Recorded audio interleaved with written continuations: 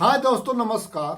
हम के सिंह बघेल अपने यूट्यूब चैनल के देसी किसान में आप सबका स्वागत करते हैं। You are welcome to my YouTube channel के देसी किसान। Please subscribe my YouTube channel के देसी किसान। हेलो दोस्तों, आज हम आपको बताएंगे सरसों की खेती के बारे में। कंप्लीट जानकारी हम देंगे कि सरसों की खेती कैसे की जाती है, उसके लिए भूमि कैसे तैयार की जाती है, बीज कितना पड़ता है, उसकी बुवाई के लिए उपयुक्त समय कौन सा है, उस पर कौन कौन से रोग लगते हैं, कौन कौन से खाद उर्वरक डालनी पड़ती है, रोगों का कैसे निदान किया जाता है। यानी कि हम कंप्लीट जानकारी एक ही वीडियो पे देंगे। आप लोग हमारे वीडियो का लास्ट तक जरूर वेट करिए, कंप्लीट वीडियो देखिए, तभी आपको संपूर्ण जानकारी मिल पाएगी। अगर हमारा वीडियो आपको अच्छा लगेगा तो हमारा चैनल के देसी किसान आप लोग सब्सक्राइब करिएगा, हमारा वीडियो दोस्तों में शेयर करिएगा। चलिए शुरू करते हैं।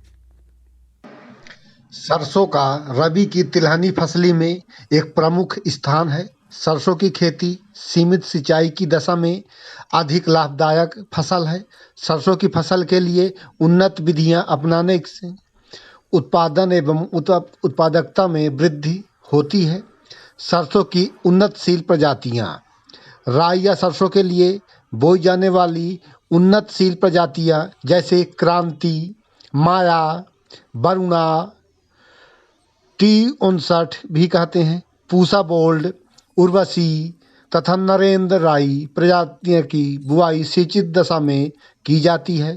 असिंचित दशा में बोई जाने वाली सरसों की प्रजातियां जैसे कि वरुणा, वैभव, वरदान इत्यादि प्रजातियां का बुआई करना चाहिए लेट से बोने में। फिर बात करते हैं जलवायु।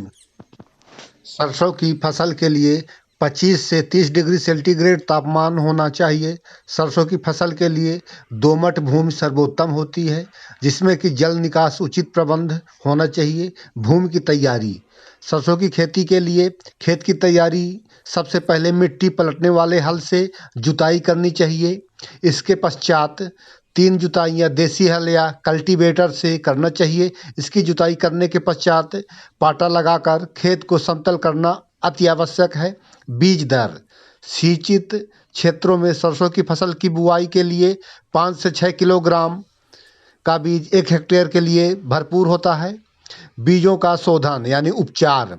सरसों की फसल के लिए बीज जनित रोगों की सुरक्षा हेतु 2 से 5 ग्राम थीरम प्रति किलोग्राम बीज की दर से उपचारित करके बोना चाहिए। बुवाई के लिए उपयुक्त समय। सरसों की बुवाई का उपयुक्त समय सितंबर के अंतिम सप्ताह से अक्टूबर के प्रथम सप्ताह तक है। सरसों की बुवाई देसी हल के पीछे 5 से 6 सेंटीमीटर गहरे कूड़ों में 45 सेंटीमीटर की दूरी पर करना चाहिए।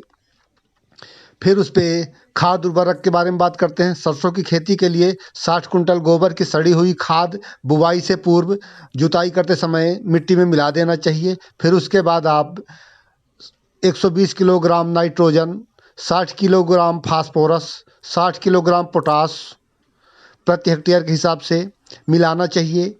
नाइट्रोजन और फास्फोरस की आधी लिमिट कर देते हैं आप, फिर आधी आप बाद में छिड़काव कर सकते हैं। फिर उसके बाद बात करते हैं खरपतवार नियंत्रण। सरसों की खेती की बुवाई के 15 से 20 दिन बाद घने पौधों को निकालकर उनकी आपसी दूरी 15 सेंटीमीटर कर देनी चाहिए। खरपतवार नष्ट करने के लिए एक निदाई गुड़ाई सिंचाई से पहले और दूसरी सिंचाई के बाद करनी चाहिए।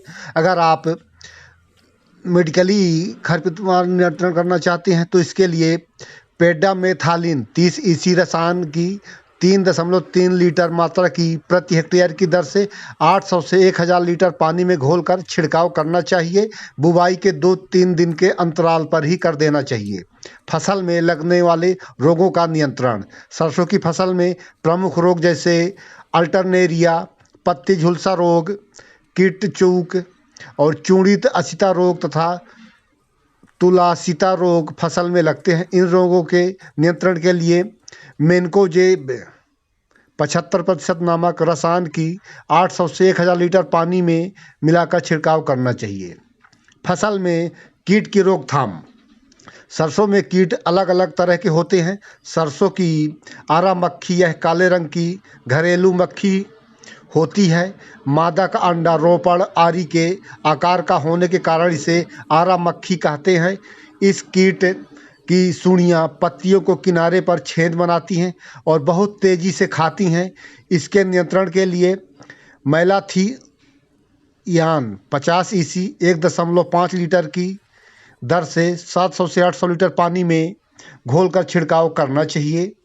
कीट के प्रौढ़ तथा शिशु अपने चूसने वाले मुखांगों से पौधों की कोमल पत्तियां, शाखाओं, फूलों, तनी एवं फलियों के रस चूसते हैं। इसका आक्रमण अक्टूबर से फसल कटने तक कभी भी हो सकता है। इसका नियंत्रण के लिए डाइमामेथोएट 30 ईसी 1 लीटर या फेटोथियान 50 ईसी 1.5 लीटर मात्रा की दर से 700 से 800 लीटर पानी में घोलकर छिड़काव करना चाहिए। माहों की सबसे बड़ी समस्या है यह पंखहीन तथा पंखयुक्त हल्के सिलेटी या हरे रंग का कीट होता है। इस कीट के प्रौढ़ तथा शिशु पौधों के कोमल तनों, पत्तियों, फूली एवं नई फलियों के रस चूसते हैं। इस कीट का प्रकोप दिसंबर से मार्च तक रहता है। इसके नियंत्रण के लिए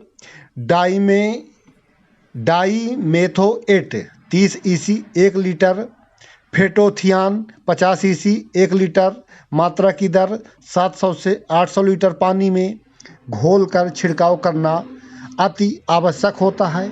जय जवान, जय किसान, जय हिंद।